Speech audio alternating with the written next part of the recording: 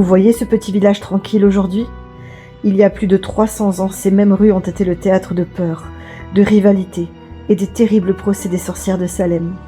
Dans cette vidéo, nous allons tout voir, du début à la fin, dans l'ordre chronologique.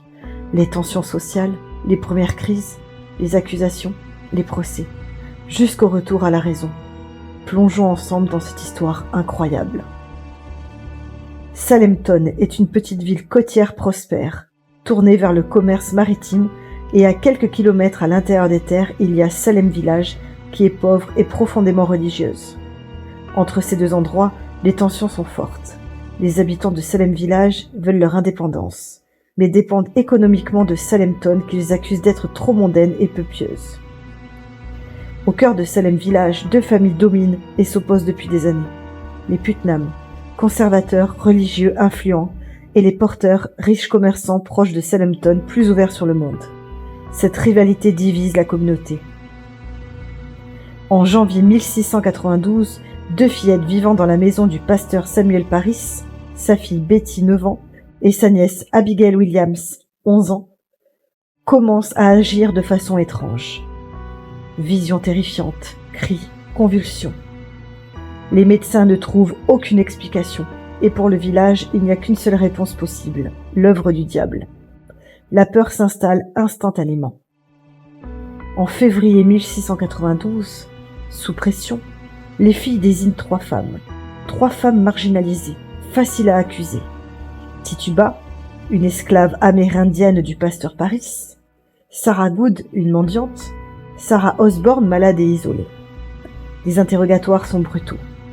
Et Tituba finit par avouer être une sorcière et se met à son tour à accuser d'autres personnes. Elle dit ce que les juges veulent entendre, ce qui est suffisant pour déclencher l'hystérie. Au printemps, d'autres filles commencent à avoir les mêmes symptômes. On parle de sorcellerie partout. Les accusations se multiplient. Même des membres respectés de la communauté comme Rebecca Nurse ou Martha Corey sont accusés. Le village est désormais divisé entre accusateurs et accusés.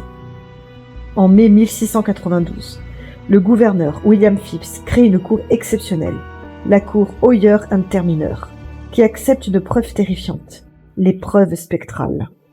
Autrement dit, si quelqu'un dit avoir vu un spectre dans un rêve ou une vision, elle peut être condamnée. La machine judiciaire est lancée, et rien ne peut l'arrêter. En juin, il y a la première pendaison avec Bridget Bishop.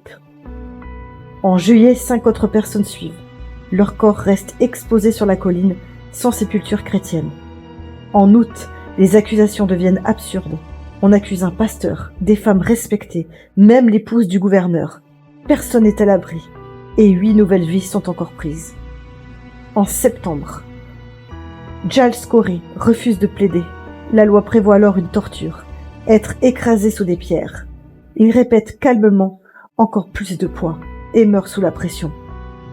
3 jours plus tard, il y a encore 8 autres pendaisons.